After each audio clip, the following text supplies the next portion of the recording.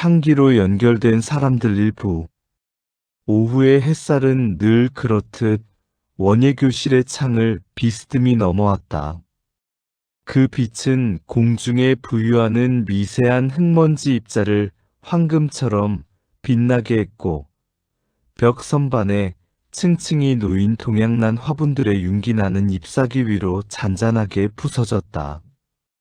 공간은 흙에 깊고 축축한 냄새와 수백 개의 꽃봉오리에서 막 피어오르기 시작한 듯한 은은한 난향으로 가득 차 있었다. 진우 62는 분갈이용 흙과 마사토가 뒤섞인 작업대 앞에 앉아 있었다. 남편을 떠나보내고 15년, 그녀에게 식물은 고독을 메우는 고요한 위안이었다. 하지만 오늘은 달랐다. 난의 뿌리를 털어내던 진우의 손길이 너무 과격했던 탓인지 본래는 단단히 뭉쳐 있어야 할 뿌리 뭉치가 힘없이 해체되어 버렸다. 뿌리 표면은 어딘가 물컹했고 희미하게 시큼한 냄새가 났다. 진우가 당혹감에 손끝을 멈췄을 때 그림자 하나가 그녀의 작업대 옆으로 드리워졌다. 시선을 들자 기술직 퇴직 후 동양난에 몰두하며 삶을 보내는 창민 63이 서 있었다. 난처해 보이시네요, 진우 씨. 창민의 목소리는 낮고 차분했다. 그가 성큼 다가와 그녀가 분리한 난 뿌리 곁에 무릎을 굽혔다. 그의 손에는 연장 대신 깨끗하게 닦인 손수건이 쥐어져 있었다. 그는 뿌리를 손바닥에 조심스럽게 올려놓고 엄지손가락으로 흙을 훑어냈다. 이건 물을 너무 많이 주셨네요. 과습이에요. 나는 땅속을 들여다볼 수 없으니 주인이 제 목마름을 알아주지 않아도 참는 애예요. 특히 동양나는 그래요. 주는 대로 받기보다 모자란 듯하게 길러야 단단히 꽃을 피웁니다. 진우는 그의 설명에 고개를 끄덕이면서도 그의 시선이 뿌리의 상태를 꿰뚫어 보는 것처럼 명확하다는 사실에 묘한 감정을 느꼈다. 그저 식물에 대한 지식일 뿐인데 마치 자신의 지난 세월을 읽히는 기분이었다. 나는 너무 많은 물을 주며 살아왔던가. 창민은 난 화분을 진우와 나란히 놓인 작업대 중앙에 옮겨놓고 자리를 잡았다. 둘은 이제 막 고독한 뿌리를 털어낸 난을 가운데 두고 앉았다. 햇살이 그들의 어깨 사이에 그리고 난의 잎사귀 위에 얇은 막처럼 내려앉았다. 이 아이는 향이 참 은은하네요. 진우가 난의 코를 가까이 대며 말했다. 향은 아는 척하지 않는 사람처럼 조용히 존재하고 있었다. 네. 이 품종은 난 중에서도 오래 사는 아이예요. 화려하게 피지 않아도 곁에 두면 곁을 내어주는 종류지요. 창민이 말을 맺고 잠시 동안 둘 사이에 난향보다 더 고요하고 밀도 높은 정적이 흘렀다. 진우는 화분을 돌려 뿌리가 흙에 잘 닿았는지 확인하는 창민의 옆모습을 물끄러미 바라보았다. 그의 손은 굵고 투박했지만 흙을 다룰 때는 아기의 이마를 만지는 것처럼 조심스러웠다. 순간 창민이 뿌리 주변에 불필요한 흙을 털어내기 위해 손을 뻗는 짧은 찰나 그의 두툼한 손끝이 진우의 손등을 얇게 스치고 지나갔다. 마치 난의 잎사귀 끝이 바람에 흔들린 것처럼 가볍고 짧은 접촉이었다. 진우는 순간 움츠러들었다. 15년 동안 타인의 신체 접촉에 무감해져 있던 그녀의 신경세포가 그 찰나의 마찰을 너무나 생생하게 의식했다. 마치 얼어있던 연못에 돌멩이가 떨어진 것처럼 물결이 그녀의 마음에 잔잔하게 퍼졌다. 그녀는 창민이 그 접촉을 눈치채지 못하길 바라면서도 그의 손이 왜 이렇게 오래 기억에 남을까 스스로 의아했다. 어느덧 모임이 파할 시간이 되었다. 원예 교실의 고요함 속에서 정리하는 소리만 났다. 창민은 자신의 화분을 품에 안고 천천히 진우에게로 시선을 돌렸다.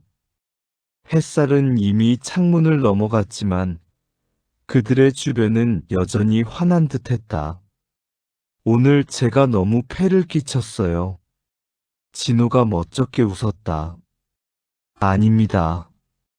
난에게는 아주 필요한 처방이었어요.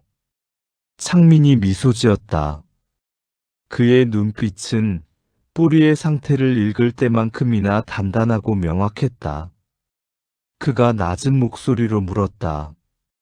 다음 주에도 나오시죠? 그럼요. 아직 배워야 할 것이 많이 남았으니까요. 진우가 답했다. 그 짧은 대화 끝에 그들은 각자의 화분을 안고 돌아섰다. 창민은 그녀의 뒷모습을, 진우는 그의 넓은 등을 보며 걸었지만 그들의 마음속에는 이미 다음 주라는 단어만이 난향처럼 맴돌고 있었다. 다음 주 그날은 어떤 향기를 피워낼까? 창민이 문 앞에서 다시 진우를 불렀다. 진우 씨. 진우가 돌아보았다. 창민은 그녀가 안고 있는 난을 가리켰다. 오늘은 조금 더 향기 얘기를 하고 싶네요. 혹시 차 한잔 하시죠? 늦은 향기가 더 강하다 2부. 정기 모임의 두 번째 토요일이 찾아왔다. 햇살은 지난주와 같이 원예 교실의 창을 비껴들었으나 공기의 밀도는 사뭇 달랐다. 진우의 마음은 며칠 전부터 나나분의 뿌리처럼 미세하게 흔들리고 있었다. 지난주에 창민이 처방해준 난을 분에 옮겨 심던 진우는 다시 한번 그의 시선 아래 놓이게 되었다. 창민은 그녀의 곁으로 다가와 흙을 섞는 모습을 지켜보았다. 그의 표정은 진지했고 어딘가 무심한 듯 보이는 집중력이 주변의 소음을 모두 흡수하는 듯했다. 진우 씨, 난 여기 좀 보세요. 창민이 조심스럽게 고개를 숙여 진우가 방금 심은 난의 뿌리 쪽 흙을 가리켰다. 그는 허락을 구하는 대신 행동했다. 그의 굵고 단단한 손가락이 진우의 화분 안으로 들어갔다. 물을 주면 여기 흙이 젖는 속도가 달라요. 이쪽 뿌리가 숨을 막고 있었던 겁니다. 창민이 흙을 털어내며 뿌리의 위치를 교정하는 순간 진우가 들고 있던 작은 흙사비로 그의 손등이 포개지듯 닿았다. 그것은 의도적이거나 계산된 접촉이 아니었으나 진우는 몸의 모든 감각이 그 한 점으로 모이는 것을 느꼈다. 62세의 몸이 15년간 닫아두었던 감각의 문을 열어젖히는 듯했다. 심장 박동이 미세하게 빨라졌고 그녀는 자신도 모르게 숨을 아주 얇게 들이마셨다. 그 짧은 호흡 소리가 주변의 난향을 잠시 멈추게 하는 것 같았다. 창민은 이내 손을 떼고 고개를 들었다. 그의 얼굴에 후회나 당황의 기색은 없었다. 대신 낮게 깔린 미소가 감돌았다. 아, 죄송합니다. 제가 손이 좀 닿았네요. 진우는 고개를 젓는 대신 굳은 표정으로 그의 손을 따라 시선을 내렸다. 그의 손등에는 오래된 굳은 살과 잔주름이 세월의 흔적처럼 새겨져 있었다. 흙과 난을 다루는 사람의 손이었다. 그녀는 자신의 손등을 덮쳤던 그 손의 무게와 온기를 생각했다. 15년 만에 느껴보는 살아있는 타인의 체온이었다. 괜찮아요. 덕분에 뿌리가 숨을 쉬게 됐어요. 진우가 겨우 목소리를 냈다. 이후의 대화는 평범하고 짧았다. 난의 습도 조절에 대한 이야기, 다음 달 전시회 준비에 대한 공적인 이야기들. 그러나 모임이 파할 무렵 창민이 조용히 진우의 곁으로 다가와 속삭였다. 다음 주에도 나오시죠?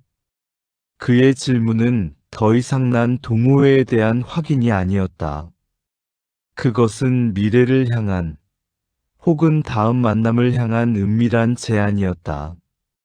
네, 나올게요. 진우는 답했다. 그리고 그 짧은 대화가 끝난 후 그녀의 머릿속에는 오직 다음이라는 단어만이 맴돌았다.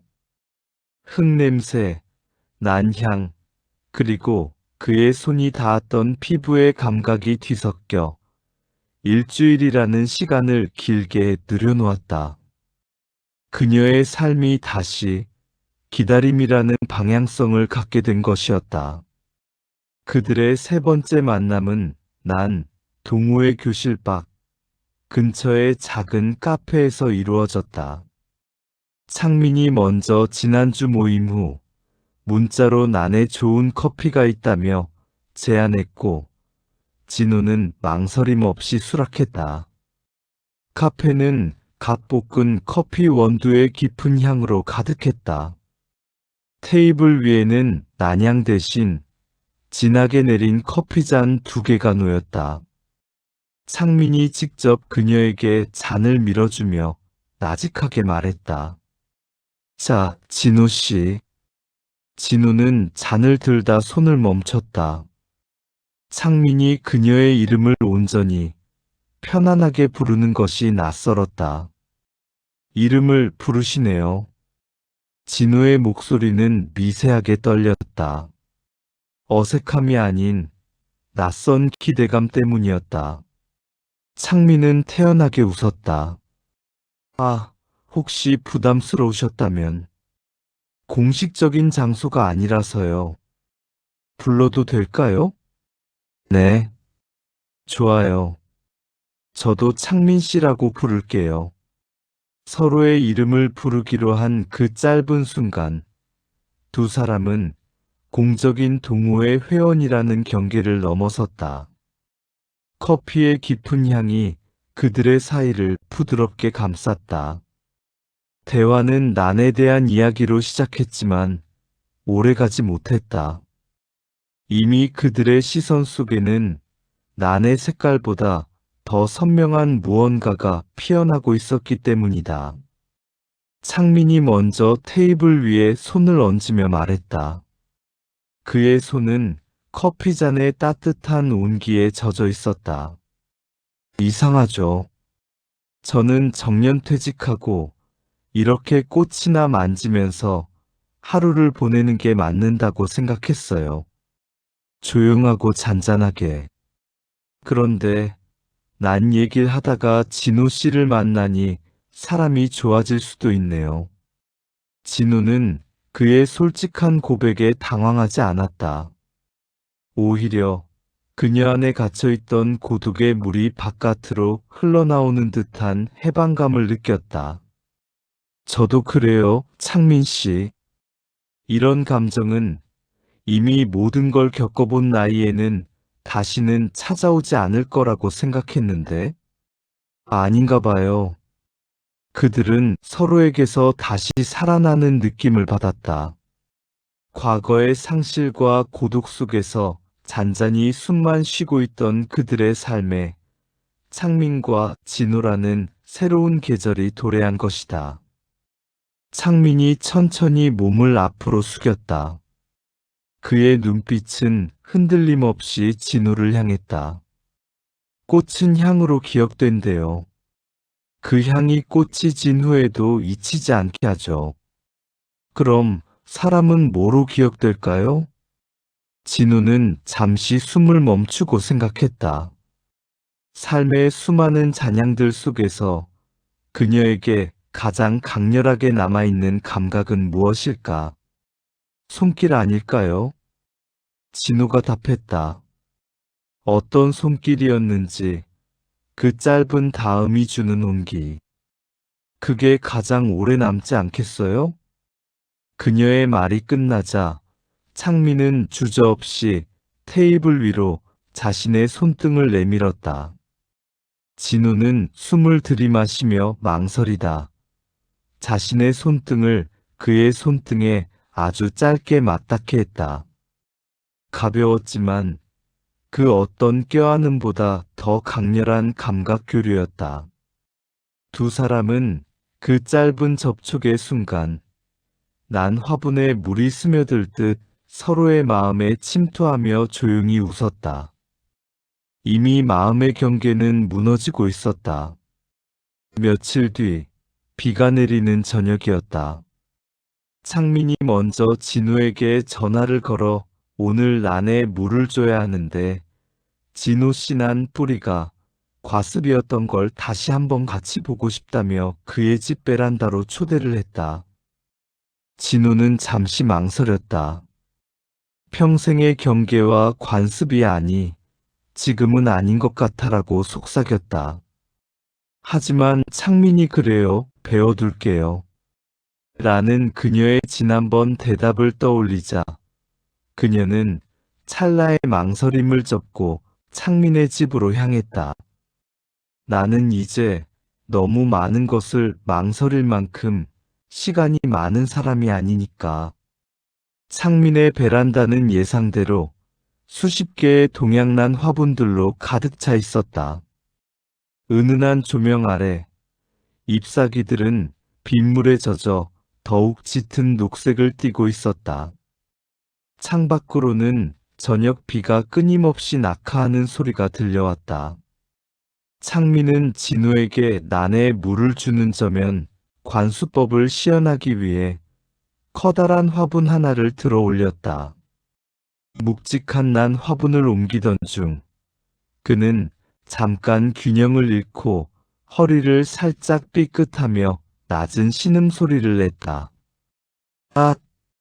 본능적인 반응이었다. 진우는 반사적으로 창민에게 다가가 그의 허리를 붙잡았다. 그녀의 손바닥이 그의 얇은 셔츠 위로 단단한 그의 몸통에 닿았다. 순간 두 사람의 거리가 걷잡을 수 없이 좁혀졌다. 난향과 흙냄새 대신 비냄새와 창민의 따뜻하고 농밀한 체온이 진우의 호흡 속으로 밀려들어왔다. 그녀는 숨을 멈추었고 그의 심장이 뛰는 소리가 그녀의 손바닥을 통해 전달되는 듯했다. 이 짧은 순간 그들의 15년 고독과 60년 세월이 뒤섞여 버렸다. 창민은 화분을 내려놓고 천천히 몸을 돌렸다. 진우는 여전히 그의 허리를 붙잡고 있었다. 그녀의 눈이 창민의 눈과 마주쳤다. 이렇게 가까이 있어도 괜찮아요? 창민이 아주 낮고 거의 속삭이는 목소리로 물었다. 그 질문은 허리의 통증 때문이 아니었다. 무너진 심리적 경계에 대한 확인이었다. 진우는 자신의 손을 뗄 수 없었다. 그녀는 그에게서 오는 압도적인 따뜻함과 편안함에 놀랐다. 고독했던 15년 동안 잊고 지냈던 감각이었다. 진우는 숨을 고르며 답했다. 괜찮아요. 이상하게 편하네요. 그 다음엔 정말 아무 말이 없었다. 창밖으로 들리는 빗소리, 창민의 난들이 품고 있는 흙의 축축한 냄새, 그리고 이따금씩 베란다를 비추는 가로등 불빛만이 그들의 주위를 감쌌다. 그 정적 속에서 창민의 난 화분 옆에 매달려 있던 꽃잎 하나가 바람에 흔들리며 옆에 잎사귀와 아주 짧게 부딪히는 소리만 들렸다. 톡, 톡. 그날 이후 둘의 대화는 더욱 짧아졌고 만남은 더욱 잦아졌다. 문자와 전화, 난에 물을 주는 사진 공유가 일상처럼 이어졌다. 경계가 무너진 후에는 망설일 필요가 없었다. 시간은 빠르게 흘러 동호회에서 주최하는 난 전시회에 함께 참여하게 되었다. 그들은 나란히 작품을 감상하고 난의 향기를 맡으며 오후를 보냈다. 전시회가 끝나갈 무렵 두 사람은 강변을 따라 천천히 걸으며 귀가했다. 늦은 오후의 강물은 해 진녘의 붉은 빛을 반사하며 잔잔하게 흘러갔다. 강가 벤치에 나란히 앉아 진우가 먼저 침묵을 깼다. 창민 씨, 우리 이렇게 자주 대놓고 같이 다니면 사람들이 뭐라고 할까요? 그녀의 목소리는 담담했지만 질문 속에는 불안감이 섞여 있었다. 60대의 연애는 세간의 시선에서 자유롭지 못하다는 것을 알았기 때문이었다. 창민이 고개를 돌려 진우의 얼굴을 바라보며 미소 지었다. 그의 미소에는 세월을 관통한 단단함이 있었다. 그럼 숨길까요? 우리가 무슨 잘못을 한 것도 아닌데. 아니면 그냥 우리라고 할까요? 진우는 창밖을 보던 시선을 거두고 창민을 바라보았다. 잠시 동안 강물 소리 외에는 아무 소리도 들리지 않았다. 그 침묵 속에서 창민은 천천히 이어서 말했다. 나는 혼자 키워도 꽃을 피우지만 같이 바라보면 향이 더 진해진다고 해요. 진우 씨. 그는 진우의 손을 잡는 대신 그녀의 손 옆에 자신의 손을 조용히 내려놓았다. 결혼은 안 할 겁니다. 저도 혼자 살던 습관이 있고 진우 씨도 마찬가지일 테니까. 서로의 삶을 갑자기 합쳐서 억지로 맞추고 싶지 않아요. 대신 진우 씨가 아프면 내가 있을게요.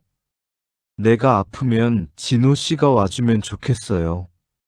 그거면 충분해요. 그것은 결혼의 의무와 약속을 건너뛴 현실적이고 솔직하며 가장 강력한 선언이었다. 시간의 짧음을 아는 이들만이 할 수 있는 약속이었다. 진우는 더 이상 망설이지 않았다.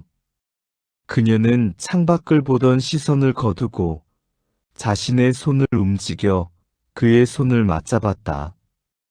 그녀의 손이 그의 굳은 살 박힌 손을 감쌌다. 따뜻했고 익숙했으며 편안했다. 그래요. 결혼 말고 계절을 같이 살아요. 나는 혼자 꽃을 피울 수 있어도 같이 핀 꽃의 향기를 맡고 싶어요.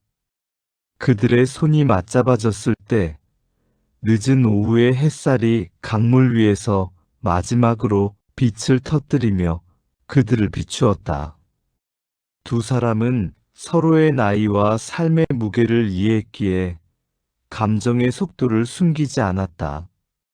오래 고민할 필요가 없었다. 그들은 한 번 살아봤으므로 이번에는 단순해도 괜찮았다.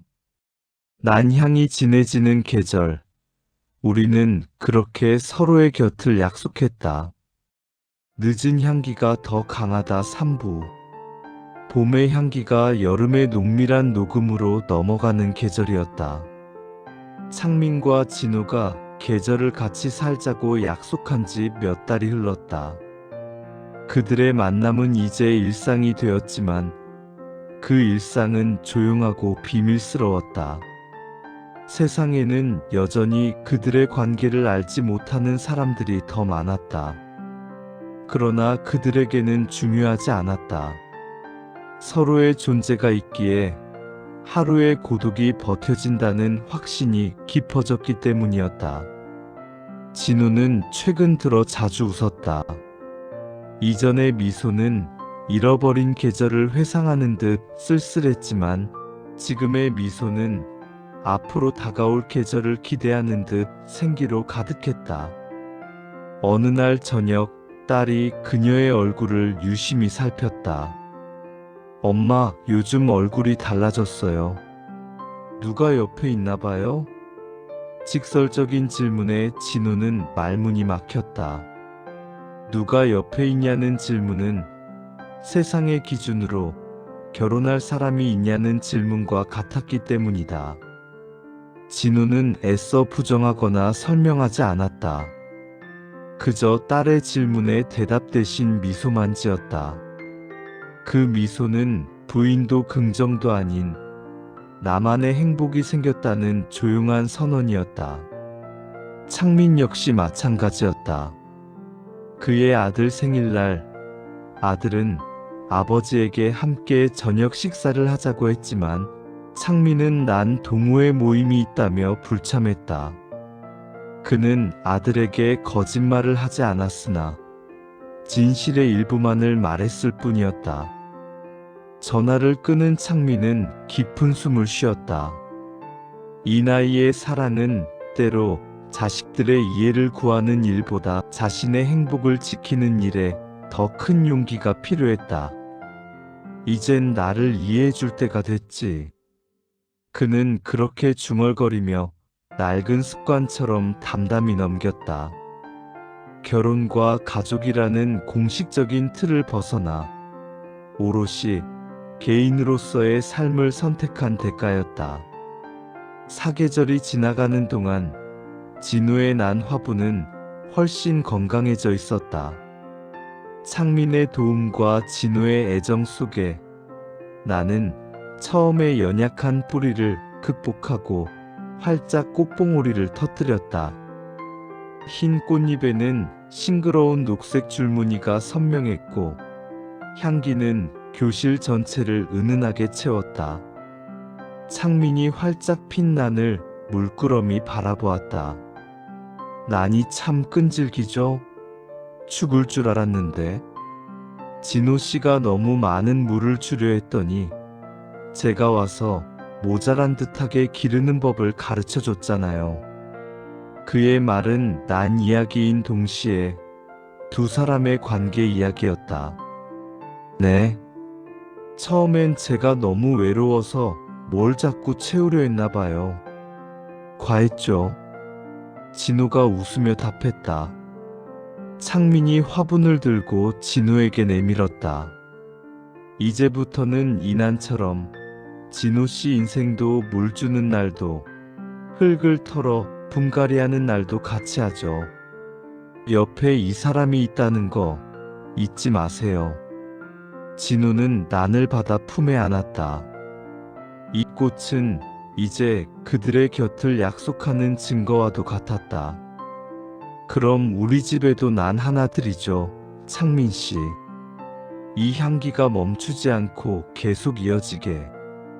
그날 저녁 진호와 창민은 강변 카페에 다시 앉았다. 대화는 자연스럽게 현실의 벽으로 흘러갔다. 이미 서로의 존재를 깊이 인정했지만 결혼이라는 제도적 틀을 다시 씌우는 것은 다른 문제였다. 결혼은 하지 않는 게 맞겠죠. 진호가 먼저 꺼냈다. 네. 서로의 재산 정리도 복잡하고 법적인 문제도 번거롭고 무엇보다 이 나이에 갑자기 새 가정을 만든다고 자식들에게 선언하는 것도 마음에 걸려요. 창민이 담담히 답했다. 그의 목소리에는 아쉬움이 아닌 현실에 대한 깊은 인정과 존중이 담겨 있었다. 그들은 이미 한 번씩 삶의 무게를 겪어본 사람들이었다. 법적 서류 한 장보다 서로의 임종을 지켜줄 수 있는 약속 한마디가 더 절실했다. 창민이 진우의 손을 잡았다. 손등을 맞대는 짧은 접촉 대신 이제는 손가락을 얽는 자연스러운 엮임이었다. 결혼 대신 동반자로 살아요. 우리 둘만의 방식으로. 진호 씨가 아프면 내가 곁에 있을 거고, 내가 병원에 갈 일이 생기면 진호 씨가 보호자가 되어주는 것. 서로의 마지막 계절을 같이 사는 것. 나는 그게 이 나이의 사랑이라고 생각합니다. 진호는 눈을 감았다.